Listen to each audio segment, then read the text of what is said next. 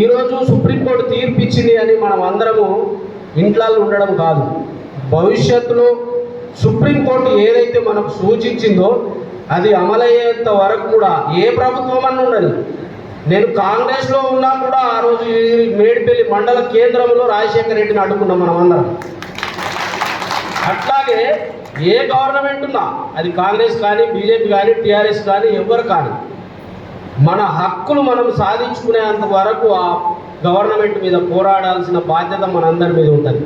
ఈరోజు ఇది అంతం కాదు, ఇది ఆరంభం. మనకు ఇది ఆరంభం మాత్రమే, ఇదే అంతం కాదు. ఎందుకు అనంటే కాగితం మాత్రమే వచ్చింది మనకు, అది అమలు జరగాలి. అది అమలు జరిగినప్పుడే మనకు పూర్తి న్యాయం. కనుక అమలు అయ్యేంత వరకు కూడా ఈ మాదిగలందరం మనం ఐక్యంగా ఇదే రీతిగా రాష్ట్రంలో మందకృష్ణ మాదిగ గారు ఏ పిలిపించినా కూడా మనం స్పందించాలి, దాంట్లో పాల్గొనాలని మిమ్మల్ని అందరినీ ప్రత్యేకంగా కోరుకుంటున్నాను. నేను ఎక్కువసేపు ఒక 3 మాటలు చెప్తా. ఏంటిది అనంటే, మన జాతికి న్యాయం జరిగేందుకు 99 నుండి 2004 వరకు అమలు చేసిన చంద్రబాబు నాయుడు గారికి ప్రత్యేక కృతజ్ఞతలు తెలియజేసుకోవాలి మన జాతి.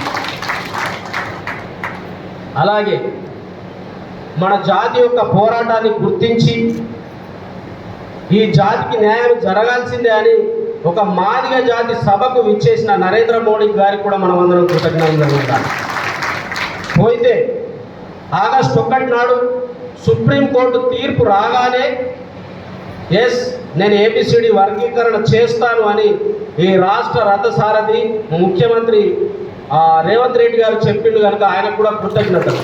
కానీ ఇచ్చిన మాట ప్రకారం ఆ యొక్క వర్గీకరణ అమలయ్యేంత వరకు కూడా మనం నిద్రపోవద్దు, ఏ ప్రభుత్వాన్ని నిద్రపోనియద్దు అని మీ అందరినీ కూడా ప్రత్యేకంగా నేను కోరుకుంటున్నా.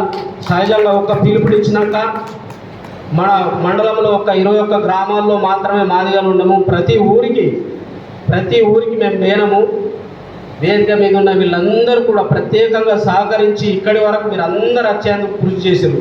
ఎవరో ఒక్కోలు చేస్తే ఇది సక్సెస్ కాదు. మీరంతా ఇందులో భాగస్వాములయ్యారు. మీ అందరికి కూడా చక్కటి భోజనము అందించాలని మా మేడిపల్లి పెద్దలందరూ కూడా చాలామంది మబ్బుల 3 గంటలకు జగిత్యాలు వెళ్ళి కూరగాయలు అవి ఇవి